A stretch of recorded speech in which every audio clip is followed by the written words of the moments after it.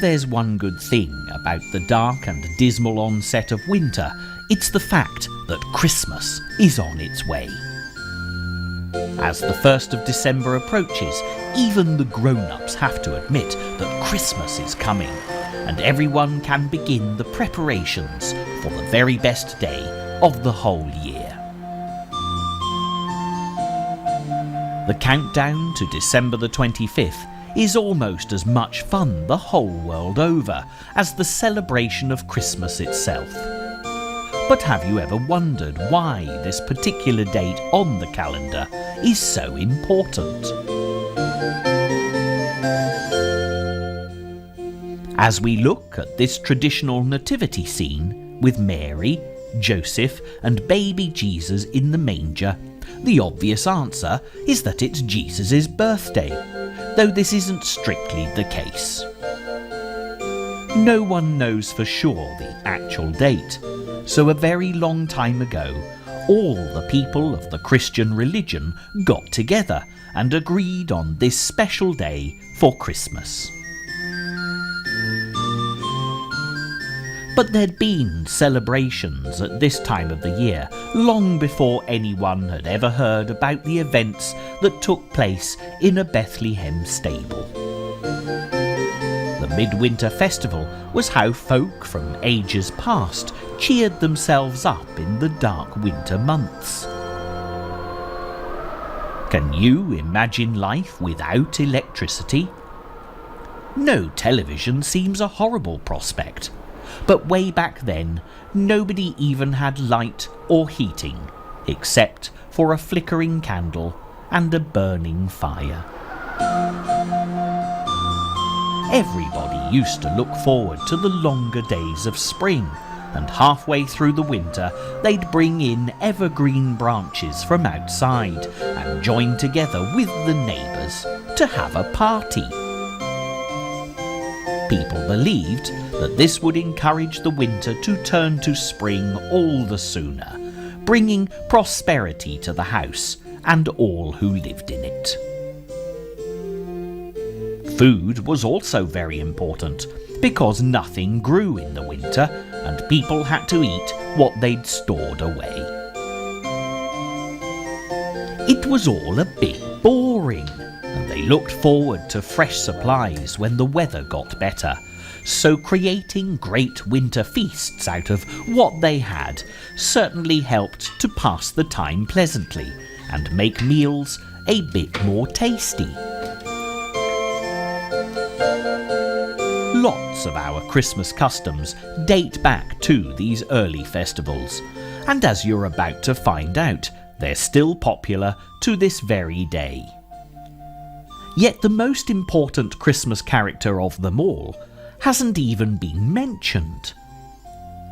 Father Christmas, Santa Claus, or Saint Nicholas, call him whatever you like, is the one person we all wait for on Christmas Eve. This old, cheery, white-bearded chap, carrying a sack of presents for good children everywhere, is anticipated with delight each year. And on Christmas morning, the brightly coloured gifts under the tree, or stuffed bulging stockings at the foot of the bed, let us know that the great man has visited. With no time to waste, there are lots of things that need to be done before Father Christmas arrives, and perhaps this year we can discover a little bit more about him. Instead of waiting for Santa Claus to come to us, we're going off on a magical, mystical journey to find him in his snowy homeland, where he works all year long for just one very special night.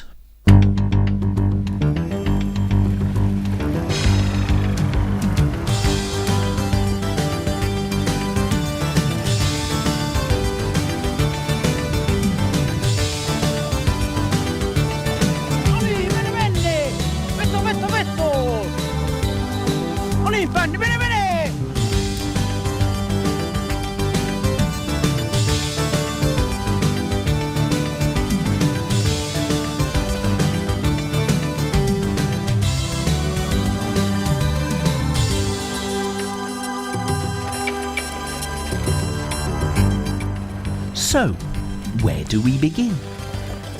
Well, Advent calendars are a very good place to start. Opening the first box on the very first day of December puts everyone in a very happy mood, especially if a chocolate treat is hidden behind the doors. But this is a very new addition to Advent calendars, which celebrate all the days of December leading up to Christmas Eve. It always used to be that the last picture showed Mary, Joseph and the baby Jesus. But you never know what it's going to be these days, which makes it all the more interesting. If an Advent calendar is a good way of counting down to Christmas, then making this programme into an Advent calendar on your television would be really good fun. Our first picture has been the Advent calendar itself, getting us ready to start the preparations for Christmas. But our second picture shows something that we all know and love, to send and to receive.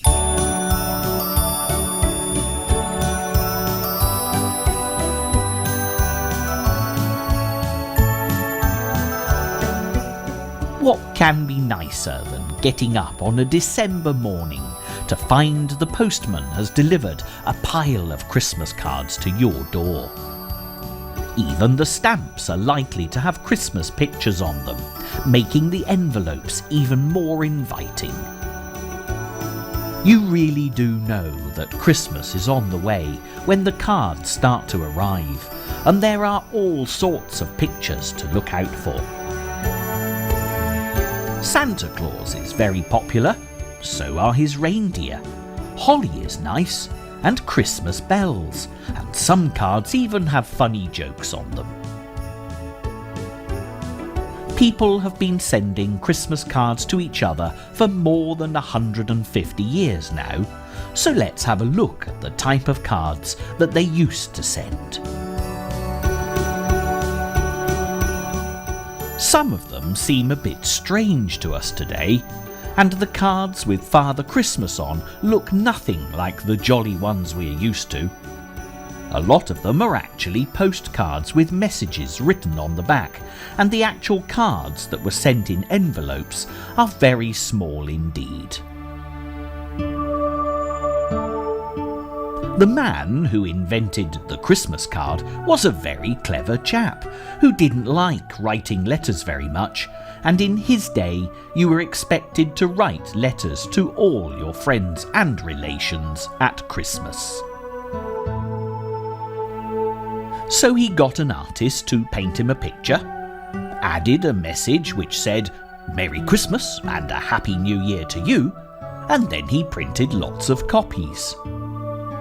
It took a while for the idea to catch on commercially, but the man never had to write a Christmas letter again. In Britain today, more than 1,000 million Christmas cards are sent through the month of December, keeping all the postmen and women very busy.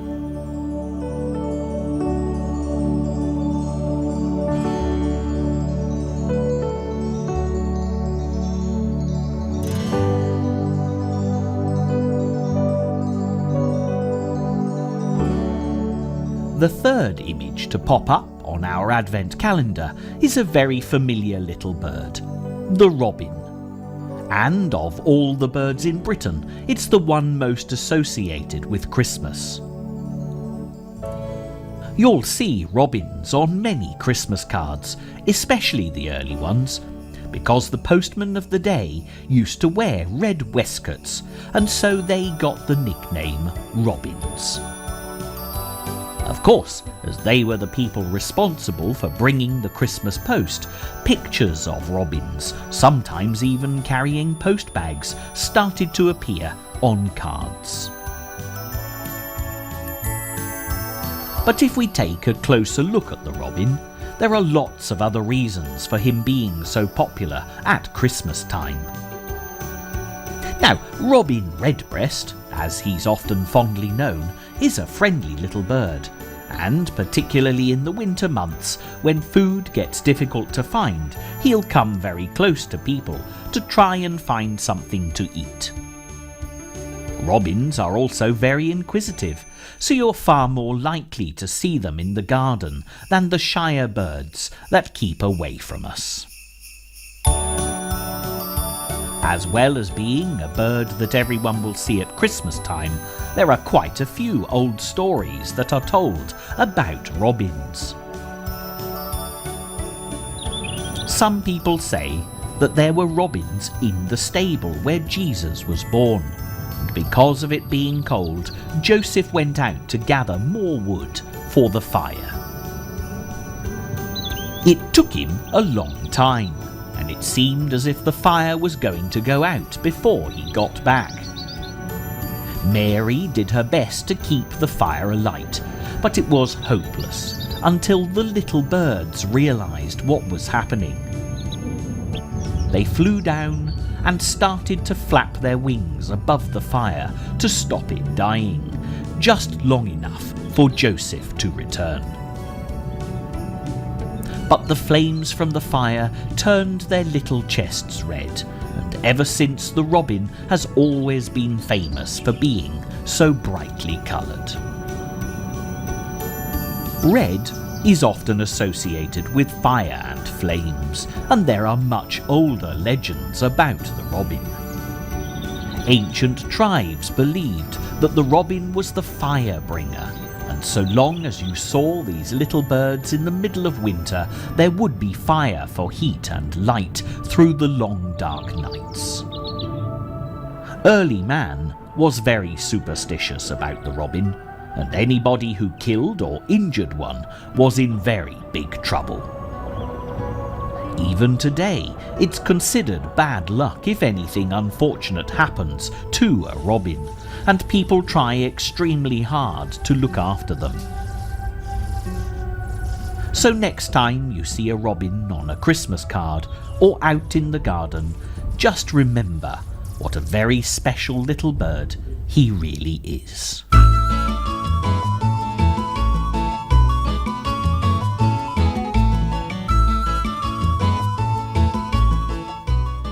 By the time the 4th of December arrives, everyone is starting to think about Christmas decorations, and our next picture shows one of the best loved decorations of them all.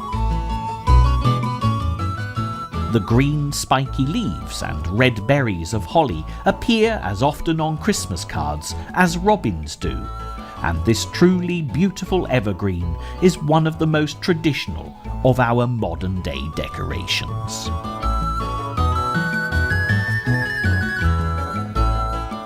Bringing holly into the house in the depths of winter dates back to Roman times, signifying good health for the year ahead.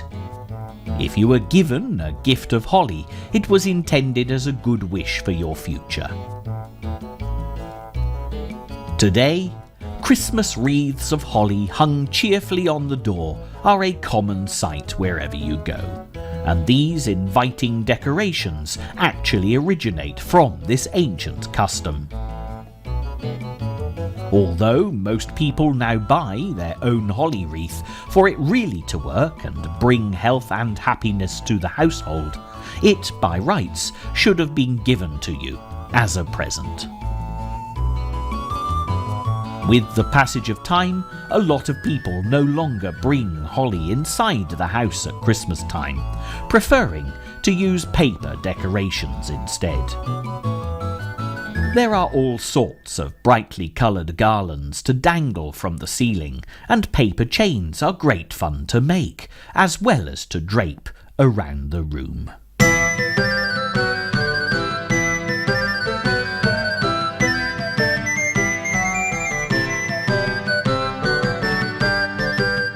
Even if you don't manage to get holly for Christmas, the 5th picture that's on our Advent calendar shows a plant that you most definitely will see wherever you go visiting at this time of the year. This is mistletoe, growing in the wild, and you can see great bunches of it living on these trees. and of all the plants, it is the one that is best known at Christmas time. It's traditional for people to kiss under the mistletoe as a very special way of greeting each other at Christmas. And when this was first introduced, a little peck on the cheek was as far as matters were allowed to go. But as people got used to the idea, they wanted to do more and more kissing under the mistletoe, and things got a bit out of control. Then a new custom was brought in, which meant that each time someone had a kiss, one of the white berries had to be removed from the mistletoe above their heads. When all the berries had gone, no more kissing.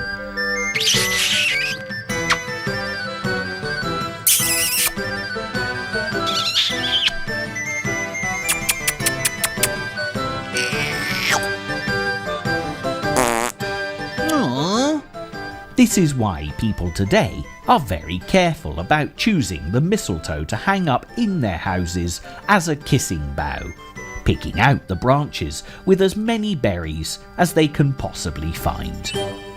It's one sure way to make certain of having a very, very happy Christmas.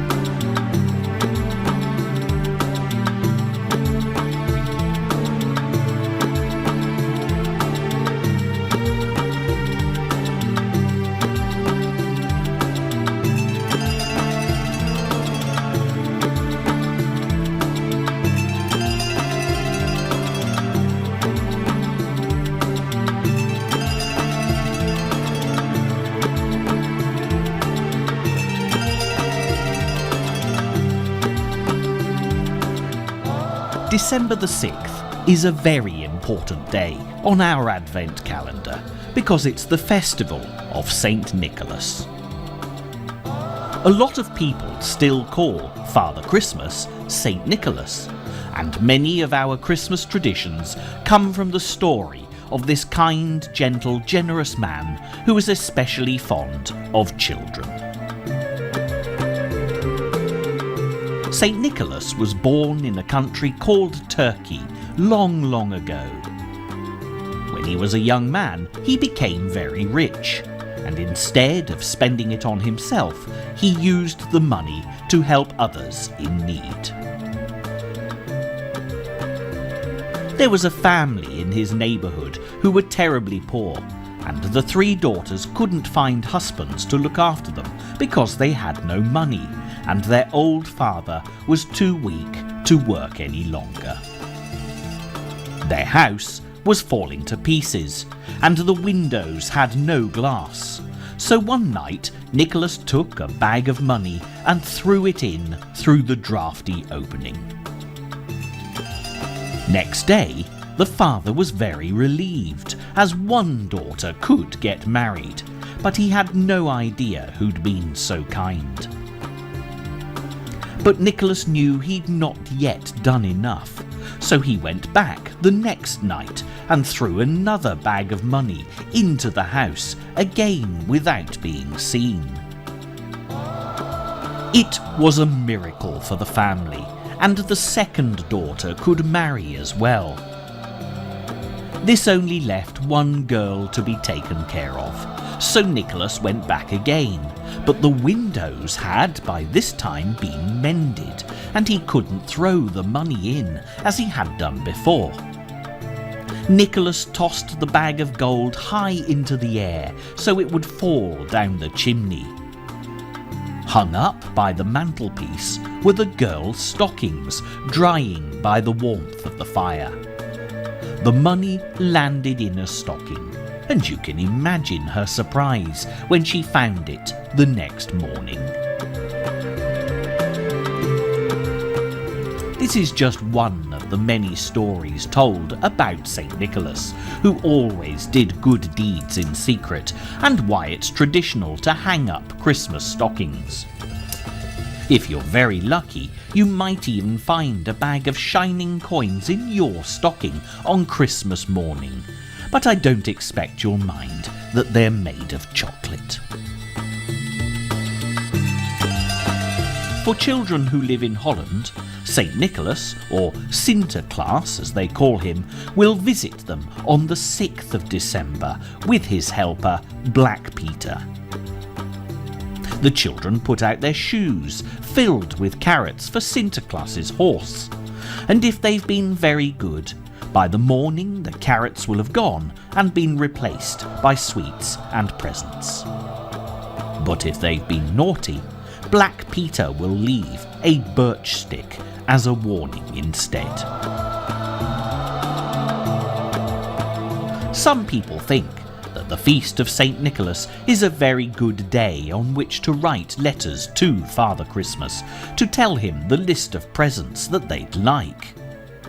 This gives him just the right amount of time to make sure that everybody gets at least one of the things that they've asked for when they wake up on Christmas morning.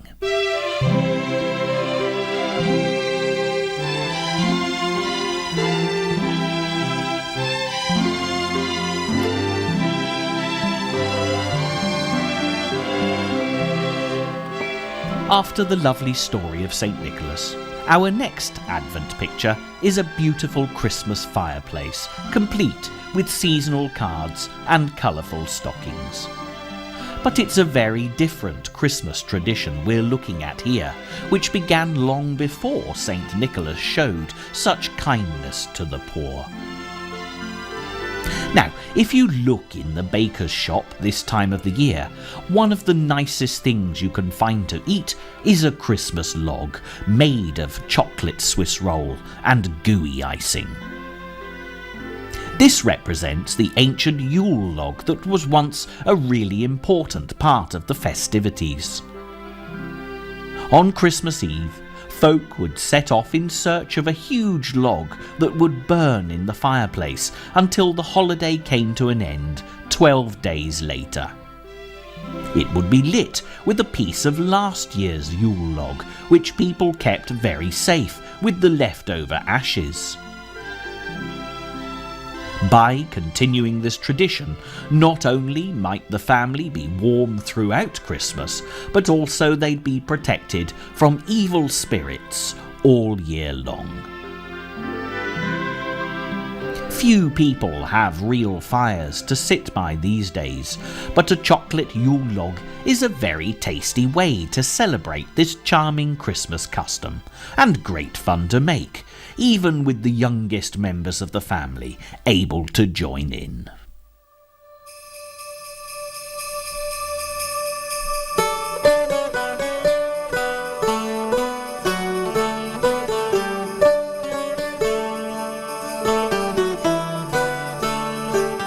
As the 8th of December dawns, it's time to think about one of the most important Christmas tasks of them all.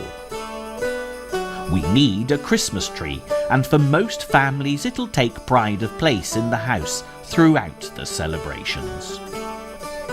Whether you choose a sparkling silver imitation tree or a natural pine one that'll make your whole house smell lovely, the Christmas tree will put everybody into the Christmas spirit.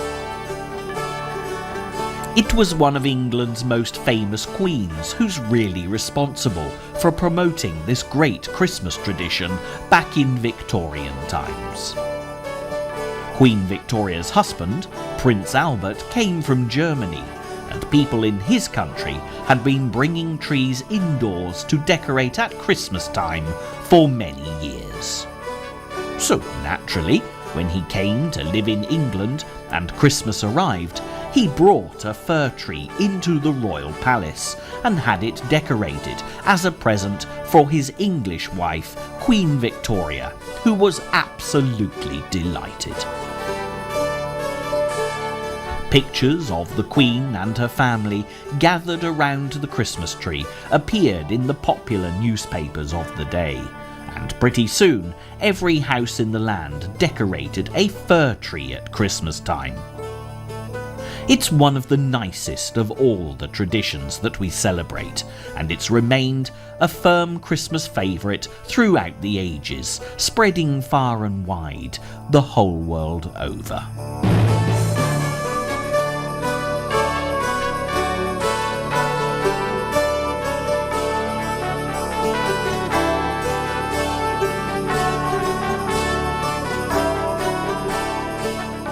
Now, if our 8th day of Advent shows a Christmas tree, the 9th has to be the lights that'll decorate it. Today there are all kinds of electric lights on sale for Christmas trees, and very pretty they all look. But this tradition started a very long time ago, when the only way to light up anything was by means of a candle. More than 400 years ago, a very important priest walked out into a pine forest on Christmas Eve and looked up at the night sky filled with twinkling stars. It was so beautiful that he tried to recreate the scene by decorating fir trees with candles, much to the delight of his congregation. Putting candles on Christmas trees was quite a tricky business, and it was also quite dangerous as well, because if a candle fell, it could quickly set the tree alight. This became more of a problem in Victorian times, when people brought bigger and bigger Christmas trees into their houses, sometimes needing 100 candles or more to cover this most festive of decorations. It usually fell to the younger children of the family to take it in turns to fire watch at the side of the lighted Christmas tree, with a strategically placed bucket of water to hand, in case of emergency. Fortunately, there are no such dangers with modern Christmas lights, and we can get the full effect of twinkling stars amongst the pine needles without any of the old-fashioned hazards. It's sometimes a bit frustrating when you're waiting to put all the other decorations on the tree, and the grown-ups seem to take forever to get the lights going. But just imagine how much worse it would have been to get 100 or more candles to stay in place. At least once the dud bulbs have all been replaced, you can just switch on and see the Christmas scene illuminated. I don't know what would have been worse, lighting all the candles in the beginning, or blowing them all out when it was time to go to bed.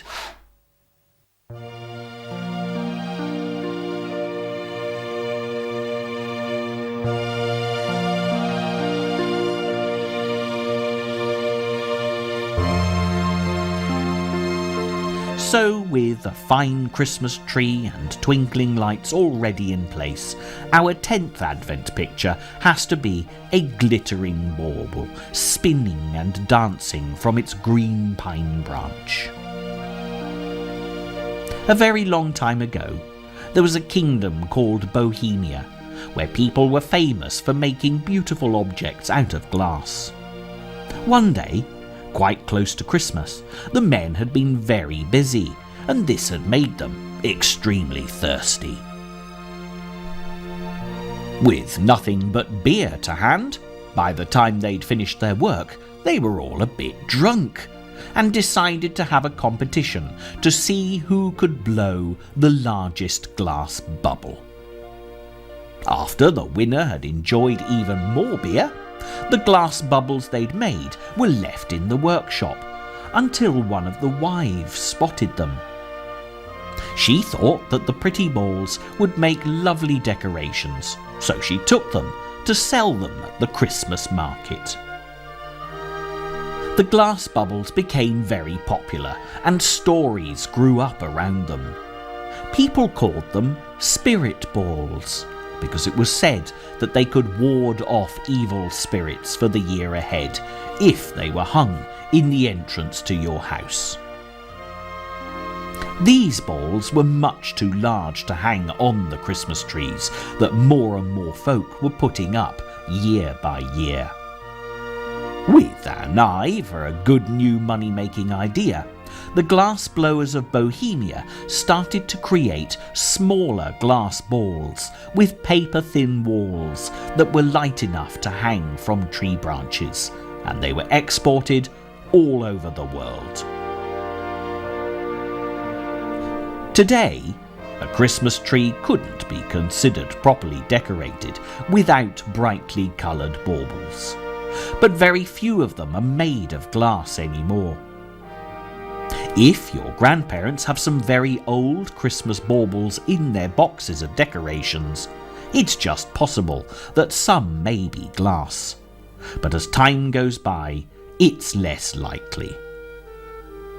Our modern plastic baubles do look very authentic and are at least not quite as fragile as the glass variety, which had to be individually wrapped in tissue paper before they could be put away.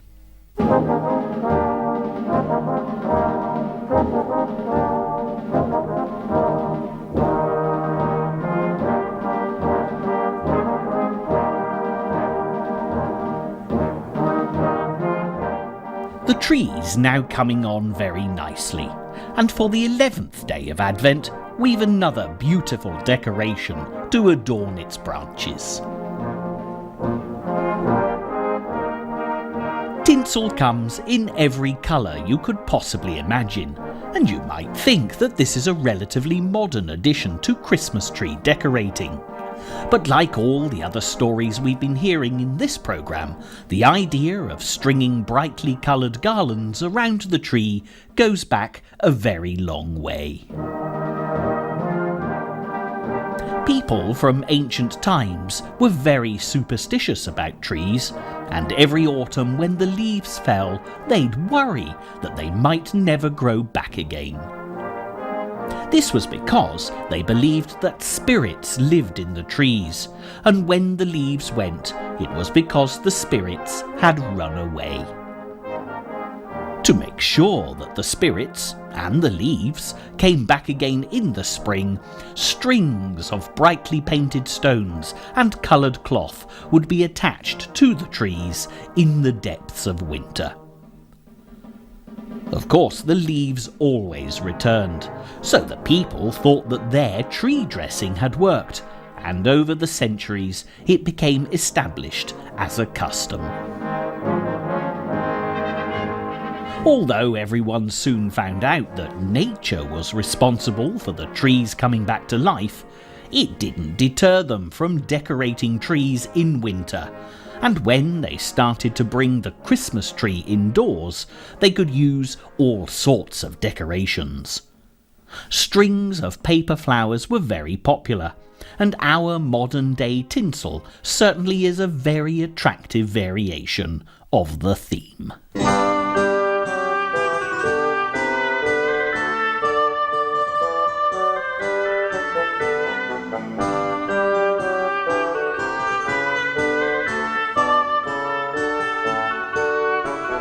It's the 12th day of Advent, and there's definitely something very important missing from our Christmas tree. There's nothing edible here, which we need to put right straight away. Look carefully at the tree, and you'll see some little gingerbread men hung on the branches. Christmas biscuits are very traditional in Germany, where the first Christmas trees came from. And in Sweden, lots of different types of biscuits are used for seasonal decorations. In this country, though, people are far more likely to have a tin of festive shortbread tucked under the tree to offer to their visitors. Although baking Christmas biscuits is a tradition that's now becoming more popular in Britain, Perhaps our most favourite edible decorations to hang on the Christmas tree are of the chocolate variety. All kinds of foil-wrapped shapes will brighten up the proceedings, but sadly, by the time we get to Christmas Day, they'll probably have all been eaten. Children everywhere really enjoy all the sweets you can find at Christmas time, and old-fashioned favourites, like these red and white-striped bullseyes, can often be found tucked into Christmas stockings.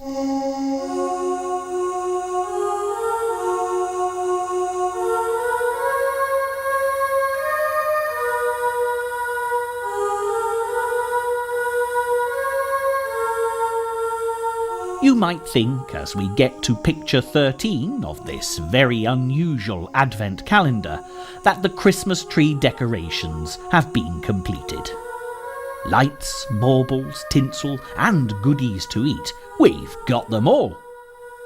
But what about the top of the tree?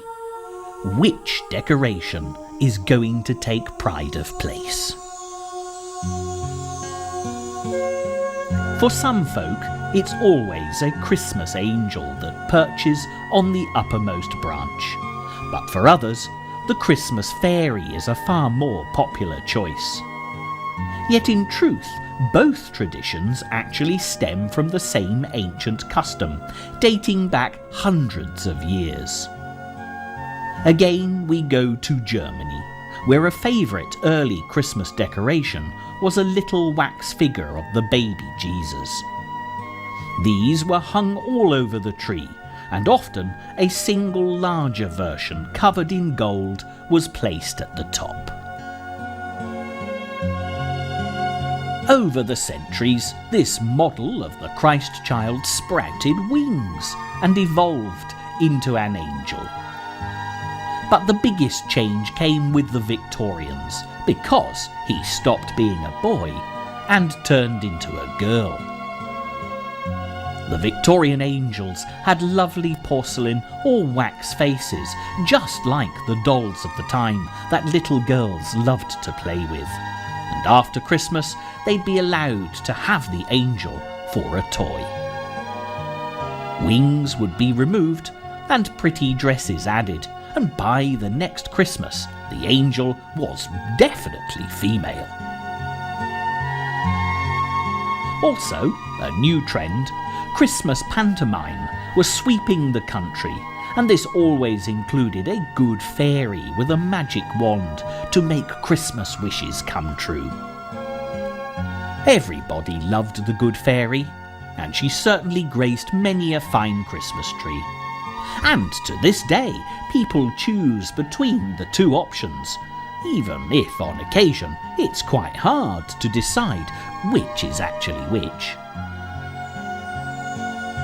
But for those who can't make up their minds whether to go for a fairy or an angel, there's always a Christmas star, like the one that shone over the Bethlehem stable where Jesus was born. It led the shepherds and wise men to bring gifts for the baby, so who knows? Perhaps a star would help direct Santa Claus to put presents under the Christmas tree for you.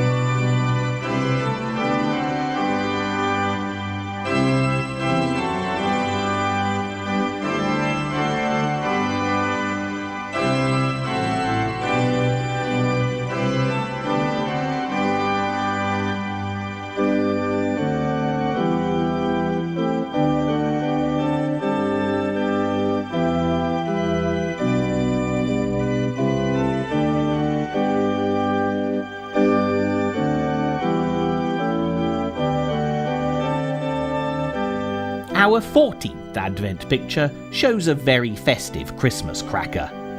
And a lot of people like to use these as decorations on their trees as well. But for most of us, Christmas crackers are usually associated with great festive meals to really get the party going with a bang. Crackers were invented by a Victorian gentleman who'd been on a visit to Paris. He saw sweets wrapped in brightly coloured papers, twisted at each end, that the French children called bonbons.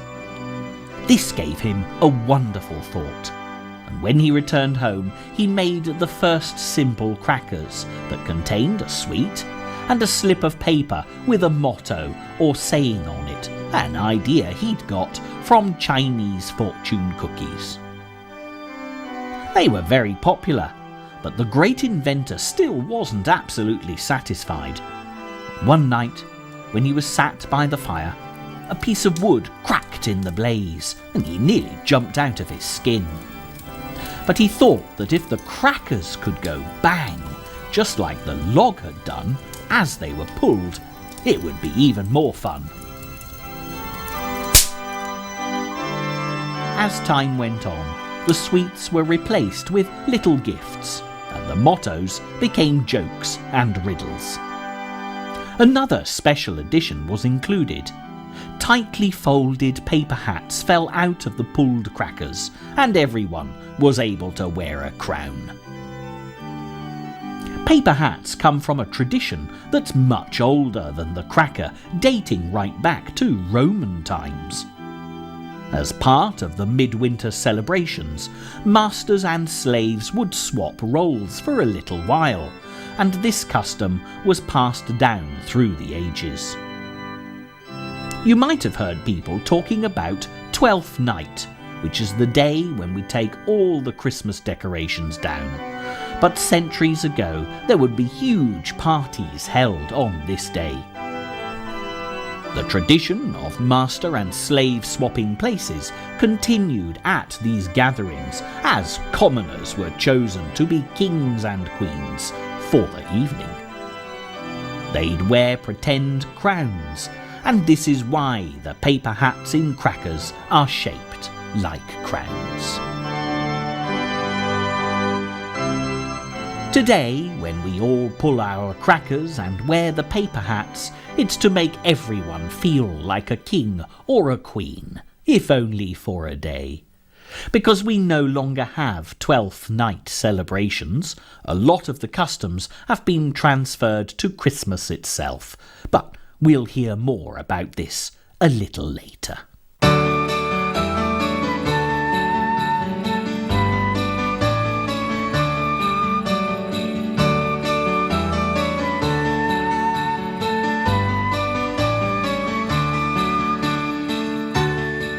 Talking of wonderful Christmas meals, the 15th picture on this Advent calendar is very important indeed. What could be more festive than a steaming hot turkey carried to the table in all its golden glory? Turkey has been kept as a festive food, but it's not always been the centrepiece of the British Christmas dinner. For centuries, goose was served, and for the very rich, peacocks and even swans took centre stage on the Christmas table. In fact, it was Queen Victoria who first introduced turkey for the royal Christmas meal, because before this it had always been a swan.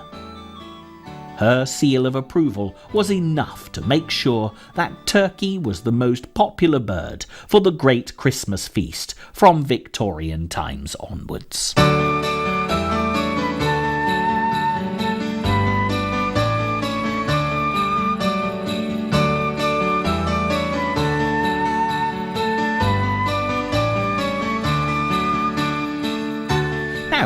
Our 16th Advent picture is also edible, but has been around at Christmas time for a lot longer than the turkey. The mince pie is very familiar to us all, but there's a lot more history to this simple little sweet pastry than you'd ever imagine. very first mince pies were not sweet at all, but savoury, and they were called Christmas pies. All kinds of meat such as pork, beef and chicken were shredded together and mixed with fruit to be baked in the pie. There's a famous nursery rhyme about little Jack Horner who sat in the corner eating his Christmas pie. He put in his thumb and pulled out a plum, and it was one of these very pies being described. But it wouldn't have been a round pie like we're used to seeing today. The Christmas pie was actually oblong-shaped to make it look like the manger that baby Jesus was cradled in, and usually a little baby figure was made out of pastry to decorate the top. This man is Oliver Cromwell, who hundreds of years ago was in charge of England, and he tried very hard to stop people celebrating Christmas. He thought it wasn't Christian to celebrate so wildly because he was very serious and religious. Cromwell and his followers thought that Christmas pies with baby Jesus on the top were very wicked indeed, and he actually had a law brought in that meant it was illegal to make or eat them. But ordinary folk didn't want to give up this much-loved tradition, so they just made a couple of alterations to get around the problem. Firstly, they changed the shape of the pie from rectangular to circular. And secondly, they called it a minced pie because of the minced meat it contained. Oliver Cromwell didn't stay in charge of England for very long, and soon everything, including Christmas, went back to how it had been before he came to power. But mince pies stayed around and never reverted to their old name. They also changed again during Victorian times as people stopped putting meat in them and just filled the pastry with sweet fruits and nuts. There are lots of legends about mince pies, and we still keep to the traditions to this very day. For example, you're allowed to make a wish when you take your first bite of your first mince pie at the beginning of Christmas. But you have to be careful not to refuse the first mince pie you're offered, because if you do, then you'll have bad luck for the coming year. Some people think that you'll have good luck if you eat a mince pie on each of the 12 days of Christmas. But for it really to work, you must eat each one in a different house. Of course, this might just be a good excuse for doing lots of Christmas visiting, particularly as folk usually offer a glass of sherry to wash down these modern versions of the traditional Christmas pie.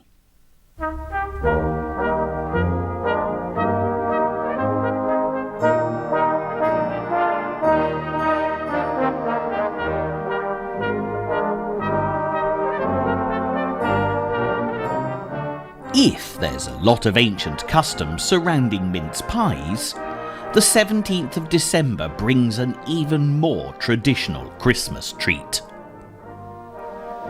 A flaming Christmas pudding, decorated with a sprig of spiky holly, is a sight to behold at the end of the Christmas dinner.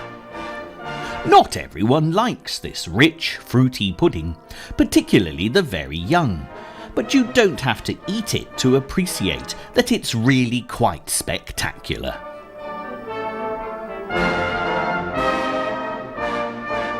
But the Christmas pudding's origins were not nearly so grand. It started life back in ancient Celtic times as a kind of porridge, bubbling constantly in honour of one of their gods. Everyone had to stir the great pot for the god to bless them all with a good harvest in the year ahead. over the centuries, people made the porridge more exciting by adding meat and fruit to the mix. Eventually, it became more like the pudding we know today, especially when they stopped putting in meat. We still prepare Christmas pudding very carefully, mixing all the ingredients together some weeks before the big day. Stir-up Sunday was always set aside for the purpose, and every member of the family had a turn at stirring the Christmas pudding mix, just like the ancient Celts stirred their porridge such a long time ago, and it's a tradition that continues. But beware! You must always stir the pudding clockwise, making a wish as you go. To stir it anti-clockwise, or widdershins as the Old English word describes it, is very bad luck indeed. You might also find something you didn't expect in your Christmas pudding, because another tradition involves hiding objects in the mix. Find a coin and you'll have wealth for the year ahead. A ring and you'll meet the person that you're going to marry.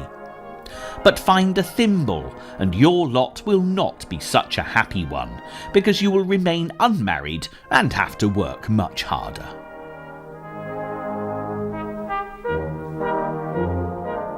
Christmas cakes are made of very similar ingredients, but have a rather different history to the puddings.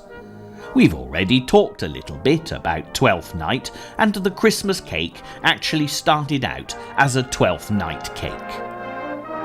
People would decide who was going to be king and queen of the festivities by cutting the cake in half and hiding a tiny bean in each portion. One half was given to the ladies and the other to the men, and if you found the bean in your slice of cake, you became the king or queen of the party and got to wear a paper crown. But these parties got very wild and boisterous, and Queen Victoria, who was quite a prim and proper lady, was definitely not amused, and she banned Twelfth Night celebrations altogether. Rather than lose this Twelfth Night cake, which everybody really enjoyed, it was moved to Christmas to give us the cake we know and love today. A layer of yellow marzipan and snowy white icing completes the effect, and the addition of Santa Claus, reindeer, snowmen and Christmas trees make it all the more festive.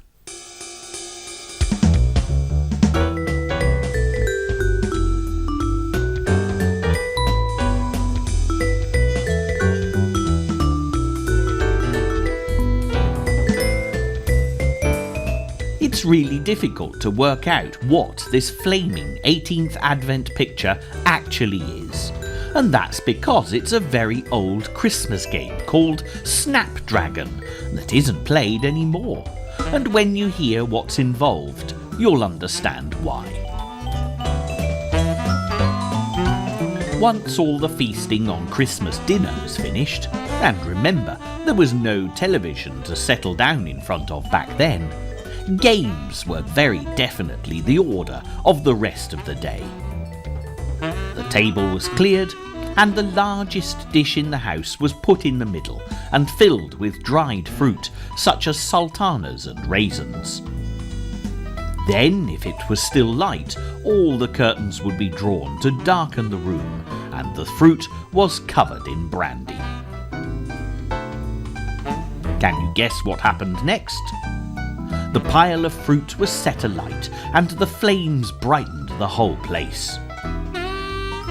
Everybody would then have to take it in turns to snatch a handful of the flaming fruit and quickly eat it without burning their fingers or their mouths. It sounds very scary, but Snapdragon was extremely popular, and if you weren't brave enough to grab the fruit yourself, it was great fun to watch those that did, jumping around with mouthfuls of hot fruit. Fortunately, not all of the old Christmas games were as dangerous as Snapdragon, and a lot of them have survived to the present day. Lots of families liked to play card games, and even now a Christmas get-together is still a good excuse for some friendly competition. Many games were better played with large numbers of people, so Christmas proved a perfect opportunity to indulge. Blind Man's Buff was always a favourite, with simple pleasures like Hunt the Thimble and musical chairs keeping adults and children entertained for many happy hours. These games are still played, but more often than not at children's birthday parties. But at Christmas now, board games seem to be more to people's taste. This is perhaps because we all live in much smaller places these days, and folk gathered around a table can be much easier to accommodate than hordes of excitable partygoers running all over the house. But if you do get a chance to play a noisy, boisterous, old-fashioned game, make the most of it.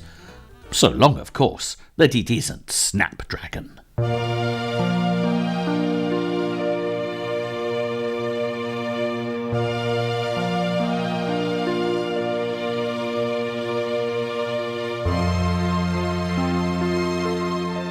It's now the 19th day of December, and Christmas is getting very, very close.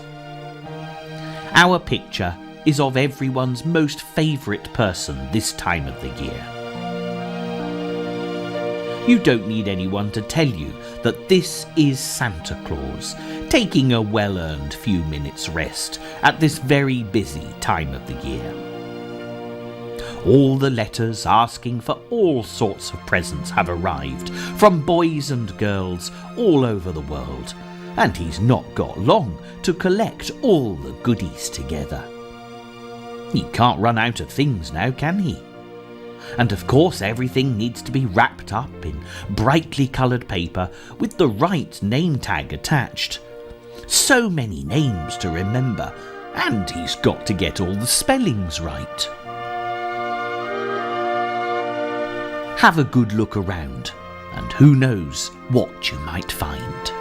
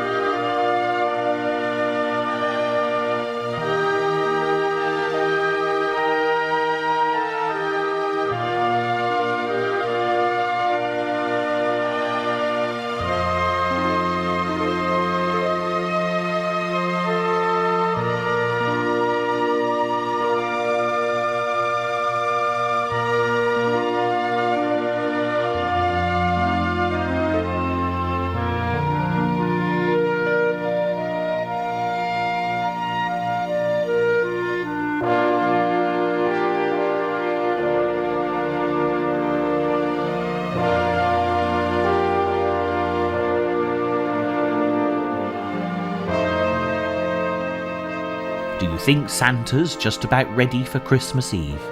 It looks like he's just got a few last-minute things to finish, and then it'll be time to get started on his amazing journey.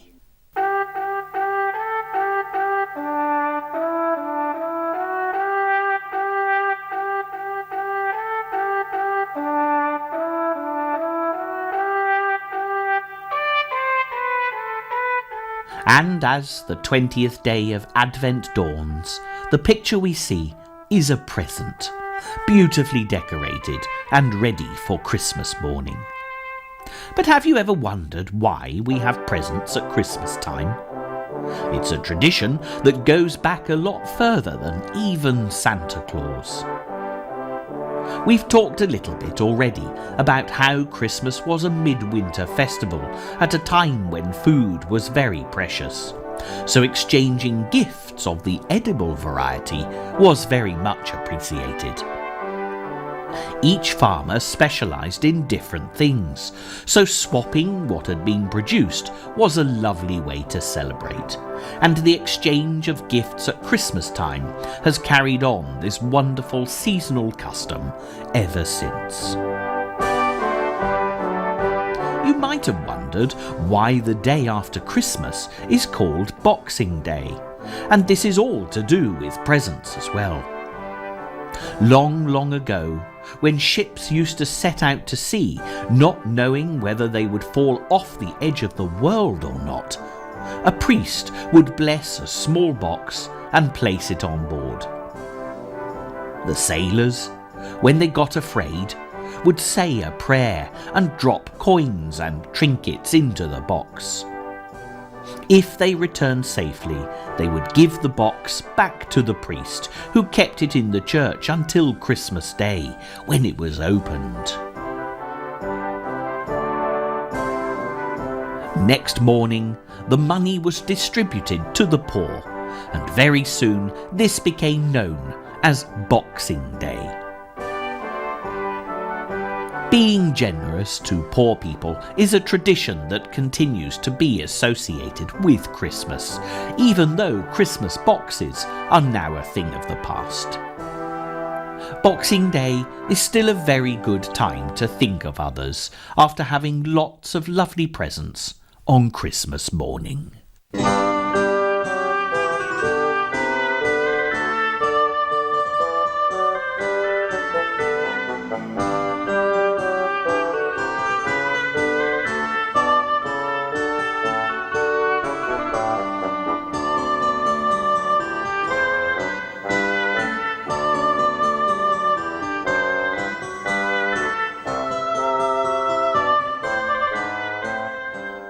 Christmas is almost here. It's the 21st of December, and our journey is now taking us further northwards because everyone knows that you need to go to Lapland if you want to find Santa Claus. This beautiful snow scene is deep in the Arctic Circle, and people really do dream of a white Christmas here. But in England, it's highly unlikely that there'll be snow on Christmas Day.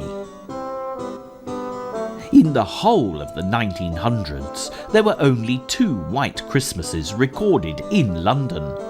So why does everybody always think of snow when they think of Christmas? There was a great English writer called Charles Dickens who lived during Queen Victoria's reign. His books were very famous indeed, and the one you've most probably heard of is called A Christmas Carol. Whenever Charles Dickens wrote about Christmas, he always made it snowy. And because his books were so beautifully written, that's how people always imagined it to be. There's a very good reason why Charles Dickens did this. He was born in 1812, and for the first 8 years of his life, it snowed every Christmas. So when he grew up, each time he wrote about Christmas, he thought of his snowy childhood memories. Even today, his Christmas stories are still read at this very special time of the year. And should you never get to see snow at Christmas time, Charles Dickens's wonderful books will be able to help you to enjoy the experience.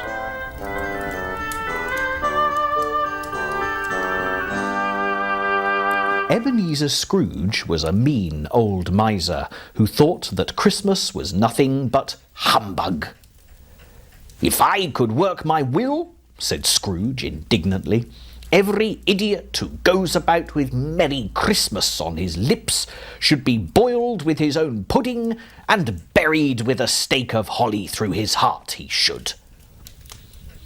This is not a good start to the Christmas festivities, particularly for Scrooge's poor clerk, Bob Cratchit, who has a wife and family he would like to be with on Christmas Day. He also has a crippled son, Tiny Tim, who is very ill and might not live to see another Christmas. When Scrooge is alone in his bed, he's visited by the ghost of his dead business partner, Jacob Marley, who is wrapped in chains, weighed down with his burdens. The chain he drew was clasped around his middle.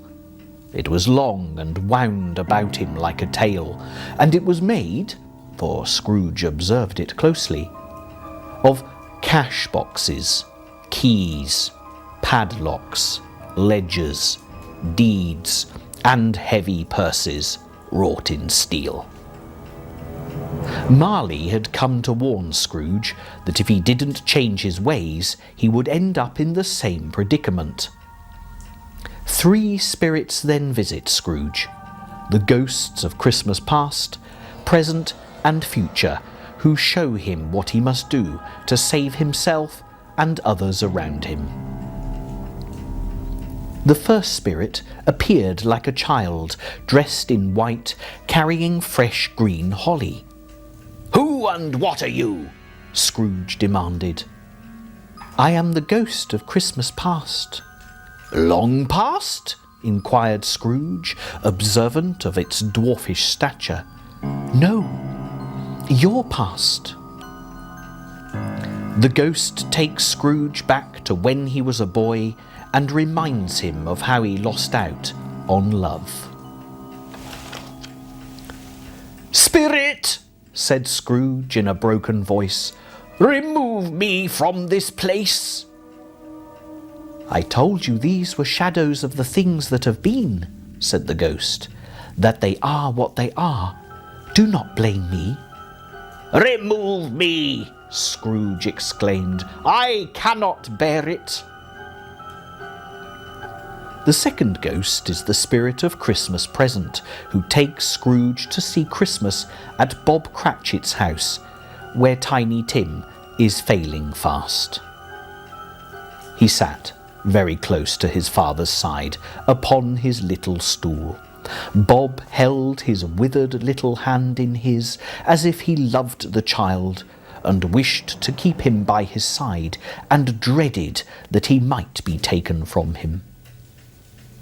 "Spirit," said Scrooge, with an interest he had never felt before, "tell me if Tiny Tim will live." "I see a vacant seat," replied the ghost, "in the poor chimney corner, and a crutch without an owner, carefully preserved. If these shadows remain unaltered by the future, the child will die." "No, no," said Scrooge. "Oh, no, kind spirit, say he'll be spared." A definite change of heart for Mr. Ebenezer Scrooge, and by the time the ghost of Christmas yet to come arrived to take Scrooge to see his own grave, the old miser is resolved to change his ways.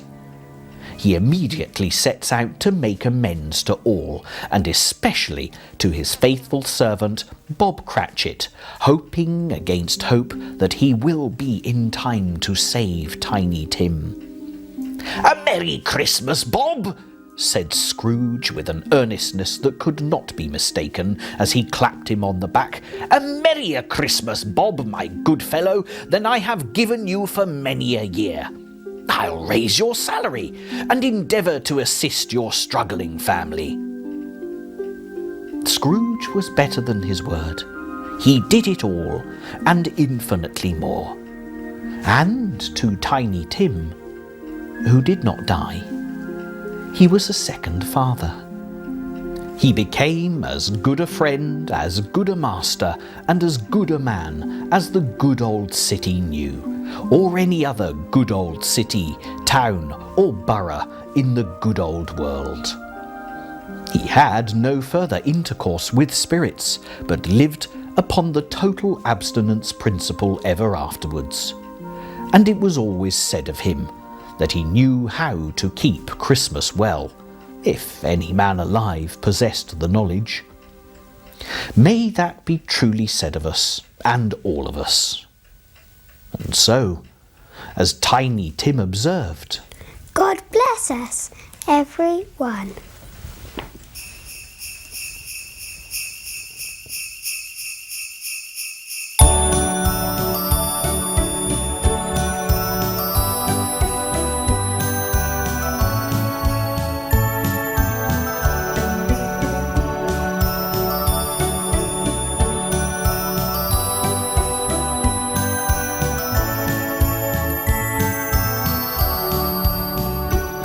Our next Advent picture for the 22nd of December is a husky dog that's well used to such Arctic conditions.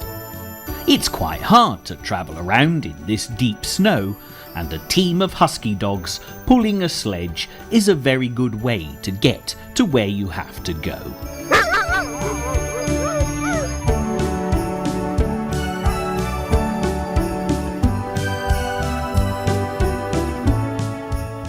We do think about animals quite a lot at Christmas time, perhaps because so many of them were in the stable where baby Jesus was born.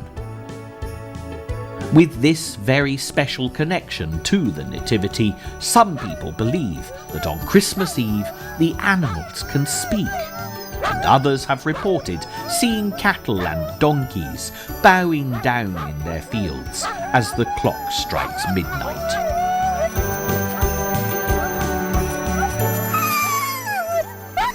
But whether such things really did happen, or the stories have been exaggerated as they've been handed down through history, nobody can say.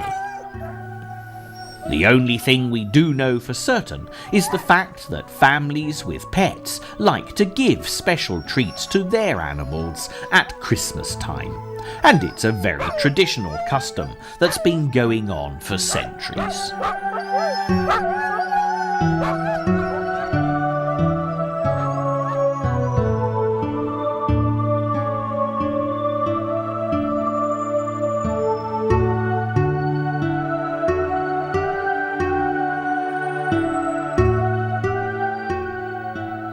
The excitement is now almost unbearable. It's the 23rd of December, and this next Advent picture really makes everyone think that Santa is on his way.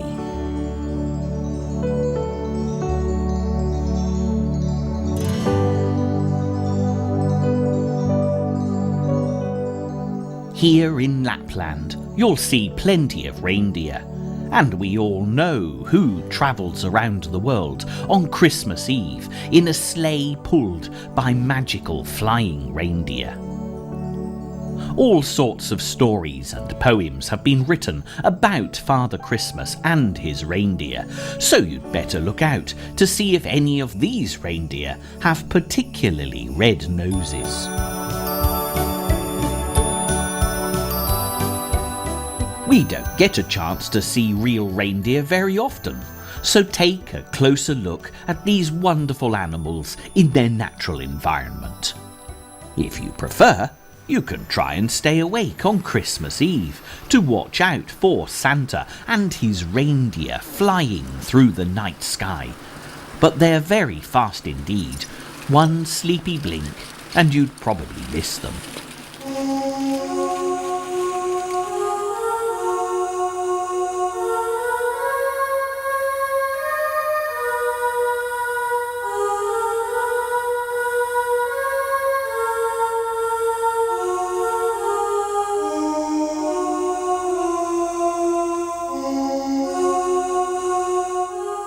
And so at last, we come to December the 24th, Christmas Eve itself. For children everywhere, the prospect of waking to find a pile of presents left by Santa Claus is just too exciting. But the preparations are not quite complete. We've talked about mince pies already, and we must make sure that the visitors haven't eaten them all, because there must be one remaining to leave out for Santa. He's had a very busy night, travelling from place to place, and a glass of sherry and a mince pie makes the perfect snack wherever he stops. And don't forget the reindeer, whatever you do. They're not so fond of mince pies, and certainly can't have any sherry with all the driving that they've got to do. A few carrots should do the trick, and some people say that a saucer of milk goes down a treat. But you might have your own ideas about what to leave out for Father Christmas when he comes to visit, because nobody knows for sure what the jolly old chap and his reindeer really like, and all those mince pies and carrots might just get a little bit boring. The next thing that you must decide upon is what to put out at the foot of your bed for Santa Claus to put your presents into. Stockings are very popular, and these days you can get lovely brightly coloured ones that are nice and stretchy, perfect for all those awkward shaped gifts. But there are even bigger options that you can try. A lot of families will hang up pillowcases or even sacks. This one has a lovely picture of St. Nicholas on it, so there's no mistaking what it's for, and hopefully it'll make Santa Claus feel very welcome indeed. We can't promise that you'll get more presents if you hang out a pillowcase or a sack rather than a stocking, because Father Christmas is a pretty smart fellow, and he's got everyone's gifts all worked out before he even leaves his snowy Lapland home.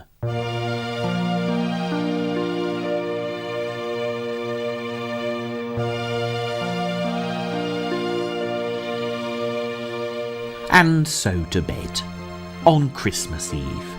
Everything is done, and all you can do is close your eyes, fall asleep, and dream of Christmas morning. But when we started this very special Advent journey, we promised you magic and mystery, and we haven't quite finished yet. How many of us, young and old alike, drift off into peaceful Christmas slumbers, wishing they could travel to Lapland and see Santa Claus? Well, now's your chance. Have a very happy Christmas, and whatever you do, remember to hold on tight.